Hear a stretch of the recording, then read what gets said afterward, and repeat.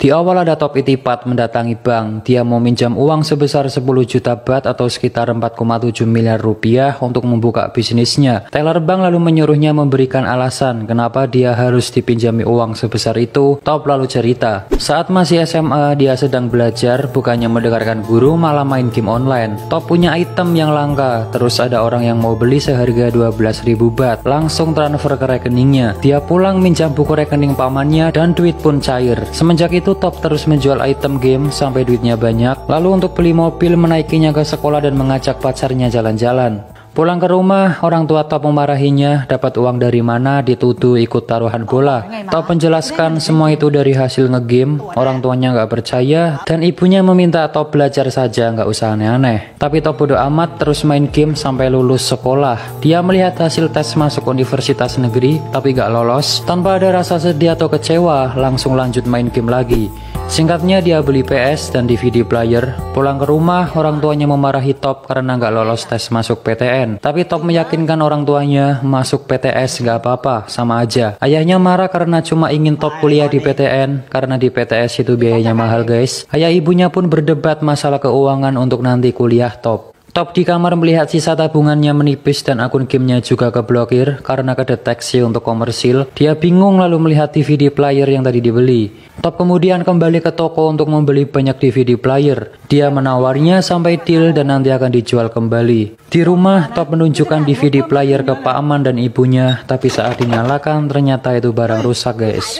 Dia kembali ke toko ngomel-ngomel ke penjualnya minta garansi pengembalian uang, tapi nggak ada karena itu DVD player bajakan. Kalau rusak ya beli baru. Top marah karena nggak diberitahu dari awal lalu membanting ke atas etalase sampai pecah. Penjual marah menampar Top, dia mau dipukul tapi langsung lari terbirit-birit.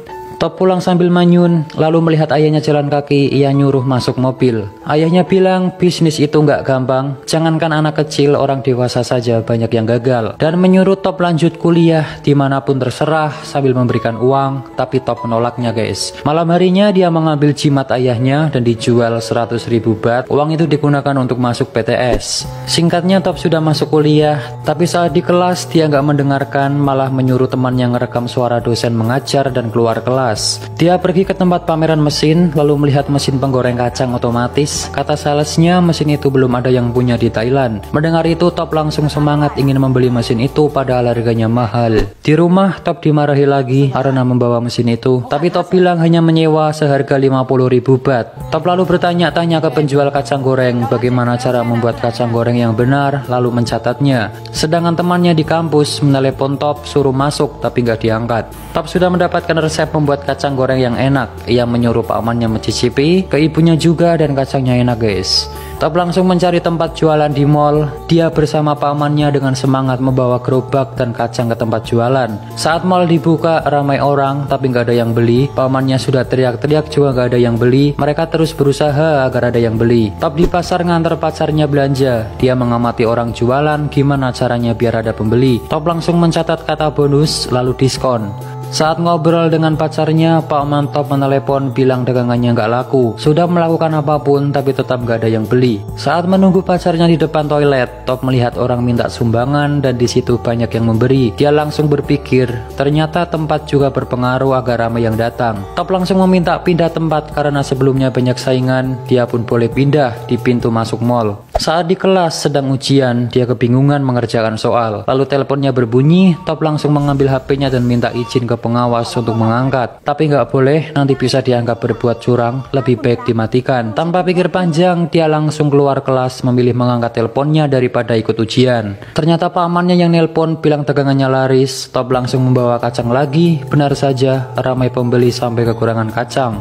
Top lalu bilang ke pamannya akan buka cabang lagi. Dia buka cabang dan sudah punya karyawan guys. Saat itu juga pacar Top datang bilang intinya kuliah dulu baru nanti kerja demi masa depan kita. Tapi Top cuma diem. Besoknya Top masih bandel nggak masuk kuliah dan ditelepon temannya dia dipanggil dosen karena terancam mau dikeluarkan. Tapi Top gak ngurus, dia tetap jualan. Di tempat jualan, Top dimarahi pemilik mall karena asap dagangannya itu mengotori plafon. Dia diancam akan dibatalkan kontraknya. Tapi Top berjanji akan mengecat ulang plafon, lalu dia diberikan syarat besok harus selesai, kalau enggak kontrak batal. Top langsung ngecat ulang plafon dibantu pamannya, tapi pengunjung merasa terganggu, dia kembali dimarahi dan disuruh malam saja ngecatnya.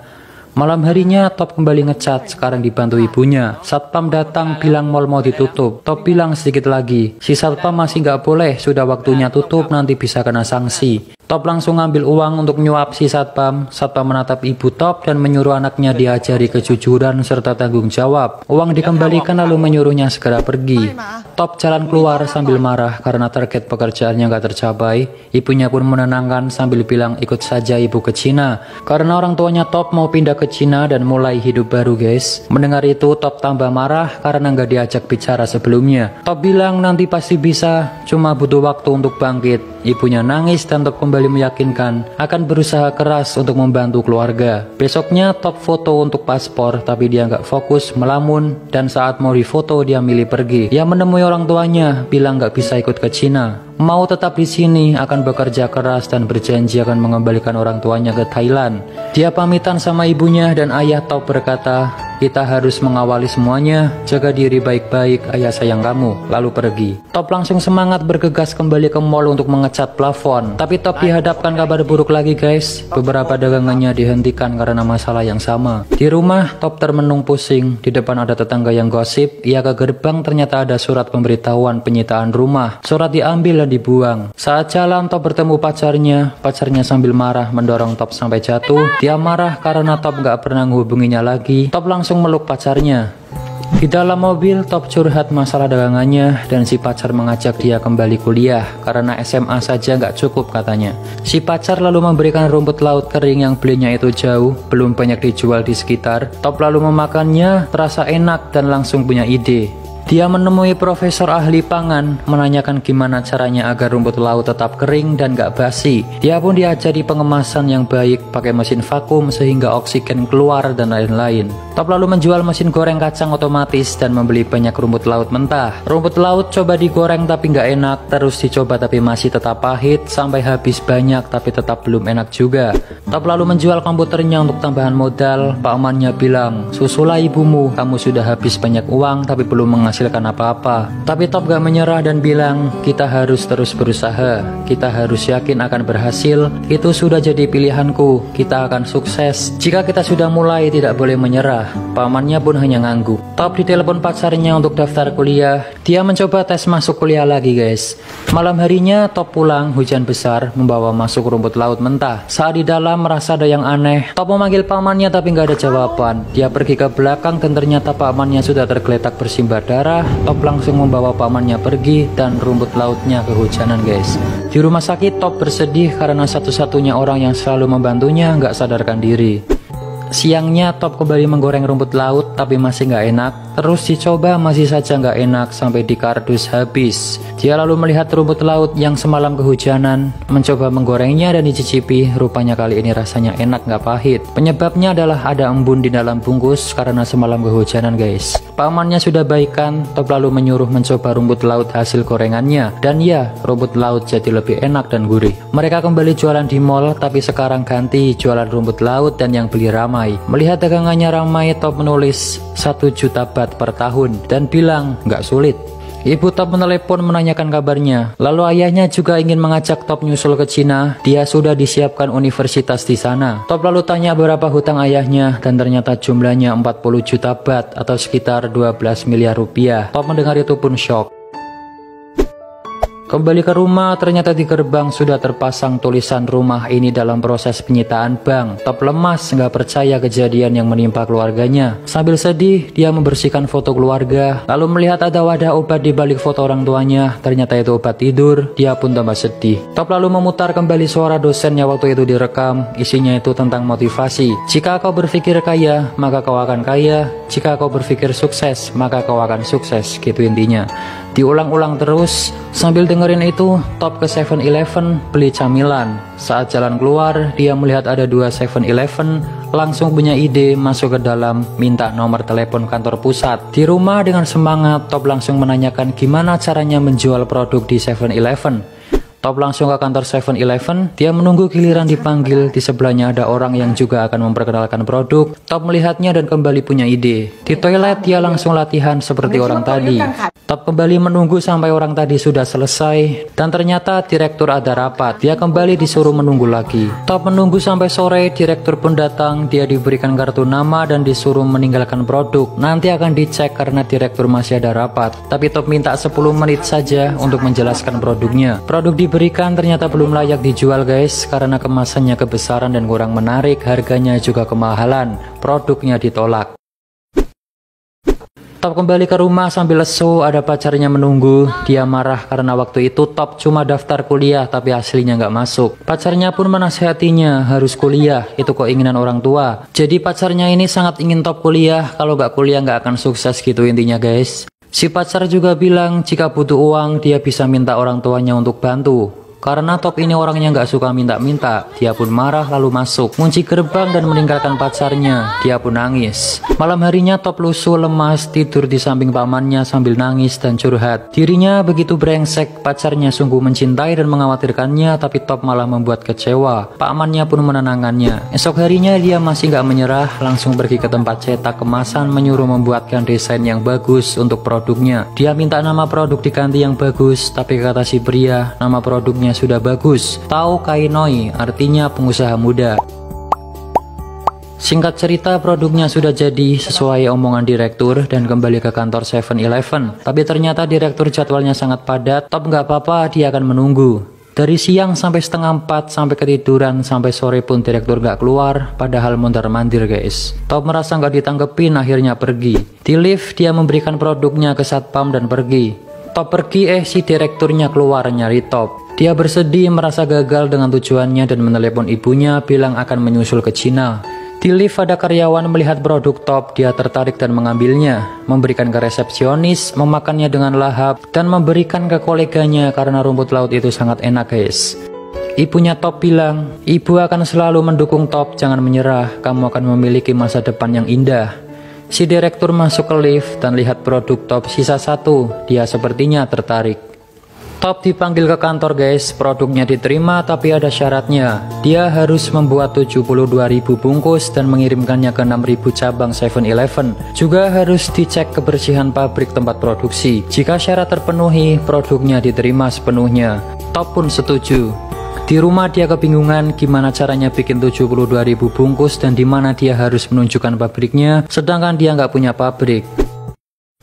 Nah kembali ke awal tadi guys, ternyata dia ke bank mau pinjam uang 10 juta baht itu buat bikin pabrik dan rekrut karyawan. Teller bank melihat dokumen Top, ternyata umurnya masih 19 tahun. Top dipuji masih muda, sangat bersemangat, bagus. Tapi bank nggak bisa meminjamkan uang karena belum cukup umur. Dan keluarga Top juga punya hutang 40 juta baht, dia pun cuma diem. Di mobil Top sedih, lalu menyalakan musik dengan keras dan teriak kencang di dalam. Top kemudian menjual mobilnya dan memutuskan untuk terbang ke Cina menyusul orang tuanya. Di bis, dia melihat tiket pesawat, langsung memukul gembok ruko lalu membuka pintu. Ternyata Top masih nggak nyerah guys, dia ke toko bekas orang tuanya yang dalam proses penyitaan bank. Di tempat itu, dia akan mendirikan pabrik. Dengan hasil uang jual mobil dan tabungannya, dia gunakan untuk modal usaha. Saat di stasiun mau masuk ke kereta, Top melihat pacarnya sedang asik dengan teman. Kereta datang, ternyata dia sudah gandengan tangan sama cowok lain. Top hanya dia memandanginya sampai nggak ingat mau masuk kereta. Kembali ke pabrik, Top sudah merekrut karyawan dan sedang menyiapkan pabrik untuk inspeksi. Pabriknya dinamai Tao Kai Noi. Direktur datang bersama orang yang ngecek kelayakan pabrik. Pabriknya dicek dan si Pakman menyuruh Top nyokok saja agar disetujui. Tapi dia menolak karena nggak mau ibunya dikatain lagi nggak mengajarkan anaknya kejujuran. Pabrik dicek ke dalam dari lampu, penggorengan, pengemasan, dan lain-lain. Selesai mengecek, direktur mengatakan pabrik belum sesuai standar. Masih banyak kekurangan seperti lampu yang nggak ada tutupnya, itu bisa ada debu jatuh ke makanan. Wastafel harusnya pakai keran di kaki, lalu saluran air belum benar. benar. Alkohol yang digunakan bukan untuk cuci tangan, tapi itu untuk luka dan lain-lain. Top pun berjanji akan memperbaiki semuanya. Direktur pun akan merundingkan dan memutuskan nanti hasilnya dikirim lewat faksimiil. Saat mau pergi, pamannya menyuruh disuap saja biar keterima. Top mau memberikan amplop itu, tapi langsung pura-pura memberi salam. Singkatnya, semua sudah diperbaiki, dari pekerja, rumput laut, lampu, wastafel, pengemasan, dan lain-lain. Mesin faksimiil pun berbunyi, dan itu surat dari kantor, tapi suratnya nggak sempurna karena printer habis tintanya. Dia pun menerawang keluar, dilihat-lihat, diterawang-terawang, diraba, ada tulisan gede sendiri terlihat, disetujui. Melihat itu, Top pun senang. Target 72.000 bungkus sudah terpenuhi, semua orang bergegas memasukkan ke truk untuk dikirim ke distributor. Top langsung memeluk pamannya dan berterima kasih sambil bilang sudah menghabiskan apapun yang dimiliki. Jika ini gagal, kita nggak punya apa-apa lagi. Top akan kuliah dan nggak keras kepala lagi. Dia langsung bergegas masuk truk. Sampailah di gudang penyimpanan. Dengan semangat Top menemui kepala gudang, tapi ternyata sudah telat sejam, nggak boleh masuk guys. Top memohon cuma terlambat sebentar, tapi masih nggak boleh. Top sangat memohon karena nasibnya bergantung pada produk itu. Kepala gudang melihatnya, merasa kasihan, akhirnya diperbolehkan masuk. Dia pun sangat senang, saking bersemangatnya sampai mimisan guys. Produk rumput lautnya pun akhirnya dimasukkan. Top lalu nelpon orang tuanya, dia minta maaf dan bilang ayah ibunya nanti bisa kembali pulang. Dia pun nangis. Dijelaskan 2 tahun setelah kerjasama dengan 7-Eleven, Top bisa melunasi hutang ayahnya 40 juta baht dan bisa kembali menempati rumah bersama orang tuanya. Setelah 2 tahun, Top kembali ke bank mengajukan suntikan modal. Dia pun menunjukkan rencananya membangun pabrik yang besar. Dijelaskan saat ini tahun 2010, Top memiliki 2.500 karyawan, mengirim produknya ke 6.000 cabang 7-Eleven, mengekspor camilan rumput lautnya ke 27 negara di dunia. Top juga sudah memiliki perkebunan rumput laut di Korea Selatan. Pendapatan Top tahun 2010 sebesar 1.500 juta baht atau 450 miliar rupiah. Saat ini Top berusia 26 tahun. Top sudah sukses guys. Dia bareng pamannya naik pesawat, main game, senyum-senyum, dan ada kutipan motivasi. Jangan patah semangat walau apapun yang terjadi. Jika menyerah maka habislah sudah. Top itipat. Dan cerita pun selesai. Film ini penuh motivasi yang bisa kita pelajari ya guys. Pertama, ketegasan si Top, kegigihannya, semangat mewujudkan impian, mau belajar, suka bertanya tapi untuk kebaikan dirinya, bukan tanya masalah hidup orang lain, pantang menyerah, tidak takut mencoba hal baru, ambisius, selalu memperbaiki diri dari kesalahan, dan percaya semua akan indah pada